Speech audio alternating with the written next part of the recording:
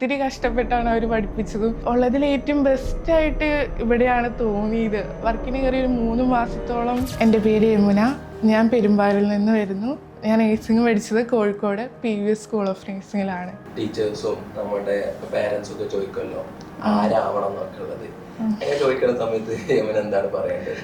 എനിക്ക് നേഴ്സ് ആവണം തന്നെയായിരുന്നു ആഗ്രഹം. എന്താണെന്ന് വെച്ചാൽ ഒരു സർവീസ് മൈൻഡ് ഉള്ളതുകൊണ്ട് നേഴ്സ് അങ്ങനെ ഒരു ജോലി ചെയ്യണമെന്നായിരുന്നു ആഗ്രഹം. അപ്പോൾ ഓർത്തപ്പോൾ നേഴ്സിംഗ് തന്നെ ചൂസ് ചെയ്തത്. +2 കഴിഞ്ഞിട്ട് ഡിഗ്രിക്ക് പോയായിരുന്നു. പക്ഷേ എൻ്റെ ആഗ്രഹം നേഴ്സിങ്ങിന് പോകാൻ തന്നെയായിരുന്നു. അപ്പോൾ ഞാനത് ഡ്രോപ്പ് ഔട്ട് ചെയ്തിട്ട് നേഴ്സിങ്ങിന് പോയ ഒരാളാണ്. ഞാൻ നേഴ്സിംഗ് പഠിക്കുമ്പോൾ അവിടെ ഒരു മാം ജർമ്മനിയിൽ നേഴ്സായിരുന്നു. അപ്പോൾ അങ്ങനെ ഇതൊക്കെ കേട്ടറിഞ്ഞിട്ട് അങ്ങനെ അവിടെ കുറച്ച് പഠിച്ചിരുന്നു.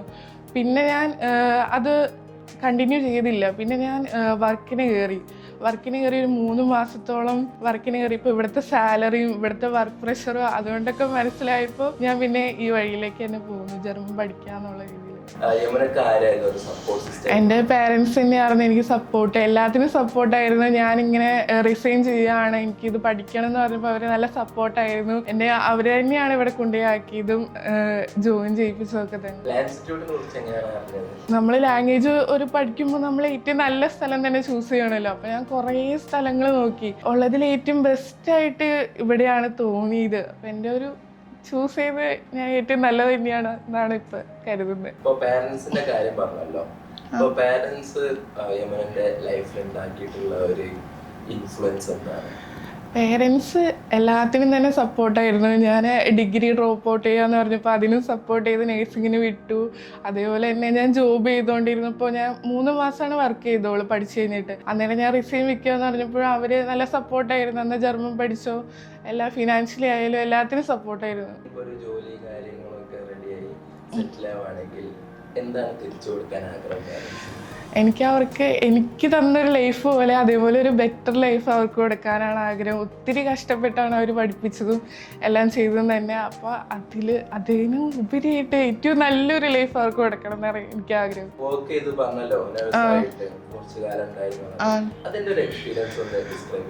അത് നാട്ടിൽ വർക്ക് ചെയ്യുമ്പോൾ ഭയങ്കര വർക്ക് പ്രഷറാണ്. നമുക്ക് സാലറി എന്ന് പറഞ്ഞാൽ ഒരു സ്റ്റാർട്ടിങ് ഞാൻ ഫ്രഷറായപ്പോൾ 12,000 രൂപ മാത്രമേ ഉണ്ടായിരുന്നുള്ളൂ. അപ്പോൾ ഒരു 12,000 രൂപയ്ക്ക് 9 മണിക്കൂറാണ് വർക്ക് ചെയ്യണേ. നല്ല വർക്ക് പ്രഷറും സീനിയേഴ്സിൻ്റെ കയ്യിൽ കുറേ കേട്ടിട്ടുണ്ട്. അപ്പോൾ അങ്ങനെ ഒരു വർക്ക് പ്രഷർ എല്ലാം കൊണ്ടാണ് ഞാൻ പിന്നെ ജർമ്മൻ തന്നെ ചൂസ് ചെയ്യാം. പിന്നെ എൻ്റെ ഒരു ഫ്രണ്ട് ജർമ്മനിക്ക് പോയിട്ടുണ്ട്. അപ്പോൾ അവൾ പറഞ്ഞു, എടി നീ എന്നാൽ റിസൈൻ വെക്ക്, ജർമ്മൻ തന്നെ കണ്ടിന്യൂ ചെയ്യുമെന്ന് പറഞ്ഞപ്പോഴാണ് ഞാൻ റിസൈൻ വെക്കാനും ഇതായത്. ഇപ്പോൾ ജർമ്മനൊക്കെ പഠിച്ചു കഴിഞ്ഞ് പാസ്സായി ജർമ്മനിലേക്ക് പോവാന്നുള്ള സംഭവം ഉണ്ടല്ലോ, നാട് വിട്ടിട്ട് പോവാന്നൊക്കെ ഉള്ള സംഭവം, അത് ഒരു പൊതു ആഗ്രഹമുള്ള ആളാണോ വേറെ സ്ഥലത്ത് പോയിട്ട് സെറ്റിൽ ആവുക? അത് ആഗ്രഹം ഉണ്ടായിരുന്നു. പക്ഷെ നാട് വിട്ടു പോണതിൻ്റെ ഒരു വിഷമമുണ്ട്. നമ്മൾ ചെറുപ്പം തൊട്ട് ഇവിടെ ജനിച്ച് വളർന്ന അതിൻ്റെ ഒരു വിഷമമുണ്ട്. പക്ഷേ എന്താ പറയുക, നമ്മുടെ ലൈഫിൽ കുറേ കാര്യങ്ങൾ അച്ചീവ് ചെയ്യണമല്ലോ. പിന്നെ ഇത്രയും എത്തിച്ച പാരൻസിന് ഒരു ബെറ്റർ ലൈഫ് കൊടുക്കണം എന്നുള്ള രീതിയിലാണ് ഞാൻ ചിന്തിക്കുന്നത്. ഇവിടെ ലാംഗ്വേജിന്റെ കാര്യത്തിൽ ഫാക്കൽറ്റിയുടെ ഭാഗത്തുനിന്ന് അങ്ങനെയൊക്കെ കംപ്ലീറ്റ് ക്ലാസ് റൂം ആക്ടിവിറ്റീസ് ഒക്കെ ആയിട്ട് എങ്ങനെയായിരുന്നു മൊത്തത്തിൽ? ഇവിടെ വന്ന് ഞാൻ ഇവിടെ ചൂസ് ചെയ്തപ്പോൾ എനിക്കൊരു ബെറ്ററായിട്ടാണ് തോന്നിയത്. എന്താണെന്ന് വെച്ചാൽ ഞാൻ വേറെ സ്ഥലത്ത് ലാംഗ്വേജ് പഠിച്ചിട്ടുണ്ട്, പക്ഷേ ഇവിടെ അത് വെച്ച് കമ്പയർ നോക്കുമ്പോൾ നല്ല ഡിഫറെൻ്റ് ഉണ്ട്. എല്ലാവരും ഇൻക്ലൂഡ് ചെയ്ത ആക്ടിവിറ്റീസിലൂടെയൊക്കെയാണ് ക്ലാസ് പോകുന്നത്. നമുക്ക് ശരിക്കും മനസ്സിലാവും. നമ്മളിപ്പോൾ വീട്ടിൽ പോയി പഠിച്ചില്ലെങ്കിലും നമ്മൾ ഈ ക്ലാസ്സിൽ തന്നെ ഇരുന്ന് പഠിച്ചത് നമുക്ക് എന്തായാലും പഠിക്കും. നമ്മൾ ഫാക്കൽറ്റീസൊക്കെ അടിപൊളിയാണ്, നന്നായിട്ട് പറഞ്ഞു തരും. എത്ര ഡൗട്ട് ഉണ്ടെങ്കിലും മാം ചോദിച്ചാൽ നന്നായിട്ട് പറഞ്ഞു തരും. ഞാനങ്ങനെ ഒരു ഇൻട്രോവേർട്ട് ടൈപ്പ് ആയിരുന്നു. ഇവിടെ വന്നപ്പോൾ കുറേ വ്യത്യാസമുണ്ട്. എല്ലാവരുമായിട്ട് മിങ്കിൾ ചെയ്യാനൊക്കെ മാഡംസ് ആണെങ്കിൽ ആദ്യം ഭയങ്കര സപ്പോർട്ടായിരുന്നു. ജർമ്മൻ ഭാഷ പഠിച്ചു തുടങ്ങിയ സമയത്ത് ആൽഫബറ്റ്സ് ഫസ്റ്റ് ആലേക്കും വരുന്നത്. പിന്നെ ഡാങ്ക് ചൂസ് അതൊക്കെ തന്നെയാണ് ഫസ്റ്റ് ആലേക്കും വരുന്നത്. ഇപ്പൊ ജർമ്മൻ പഠിച്ചു തുടങ്ങിയതിന് ശേഷം എപ്പോഴാണ് ജർമ്മൻ കേട്ടാൽ മനസ്സിലാവും എന്നുള്ളൊരു ഐഡിയ കിട്ടിയത്? ഞാൻ നേരത്തെ ഇൻസ്റ്റിറ്റ്യൂഷൻ പഠിച്ചപ്പോൾ അവിടെ എന്താ പറയാ ഒന്നും തന്നെ പഠിപ്പിക്കാനുള്ളായിരുന്നു കാര്യം പറഞ്ഞത്. പക്ഷെ ഇവിടെ ഒന്ന് ഒരു 2 ആഴ്ചക്കുള്ളിൽ പോഡ്കാസ്റ്റ് കേൾക്കുമ്പോഴും റീൽസ് ഒക്കെ കാണുമ്പോൾ തന്നെ എല്ലാം മനസ്സിലാവുന്നുണ്ട്. പിന്നെ ജർമ്മൻ സോങ്സ് ഒക്കെ സ്പോട്ടിഫൈയിൽ കേൾക്കാറ്, അന്നേരം അർത്ഥമൊക്കെ മനസ്സിലാവുന്നുണ്ട്. ഇവിടെ വന്നിട്ട് 1 മാസം ആവുന്നുള്ളൂ, പക്ഷെ എല്ലാം മനസ്സിലാവുന്നുണ്ട്. ക്ലാസ് റൂം എന്നുള്ള രൂപത്തിലെ വീട്ടിലൊക്കെ പോയിട്ട് എങ്ങനെയാണ് പ്രാക്ടീസ് ചെയ്യുന്നത്?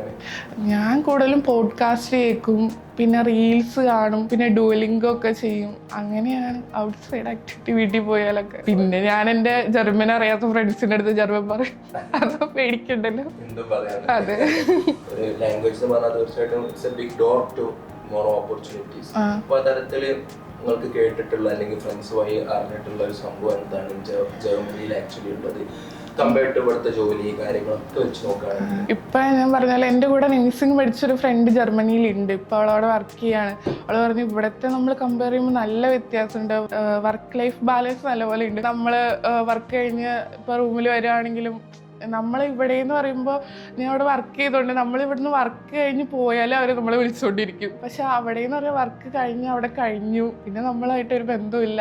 നമുക്ക് കൂടുതൽ ലീവ്സും കാര്യങ്ങളൊക്കെ തരും, നല്ല വർക്ക് ലൈഫ് ബാലൻസ് ആണ് എന്നൊക്കെയാണ് പറഞ്ഞത്. ജോലി കിട്ടി അത്യാവശ്യം സേവിങ്സും കാര്യങ്ങളൊക്കെ ആയിട്ട് പേരൻസിന് ഫസ്റ്റ് വാങ്ങിയെടുക്കാൻ തോന്നുന്ന കാര്യങ്ങൾ, അച്ഛന് ഒരു വണ്ടി മേടിച്ചു കൊടുക്കണം എന്ന് ആഗ്രഹമുണ്ട്. എക്സാം കാര്യങ്ങളൊക്കെ വരാൻ പോവാണല്ലോ ഞങ്ങൾക്ക്, ഇതൊക്കെ ക്രാക്ക് ചെയ്യാൻ പറ്റുമെന്നുള്ള ഒരു കോൺഫിഡൻസ് ഇപ്പോഴേ വന്ന് തുടങ്ങിയിട്ടുണ്ടോ? കോൺഫിഡൻസ് ഉണ്ട്, പിന്നെ ഞങ്ങൾ അതേപോലെ സപ്പോർട്ട് ചെയ്യുന്നുണ്ട്. ഇവിടുത്തെ ഫാക്കൽറ്റീസ് ആയാലും ഇപ്പൊ ക്രാക്ക് ചെയ്യാൻ പറ്റുമെന്ന് തന്നെയാണ് വിശ്വാസം. Thank you.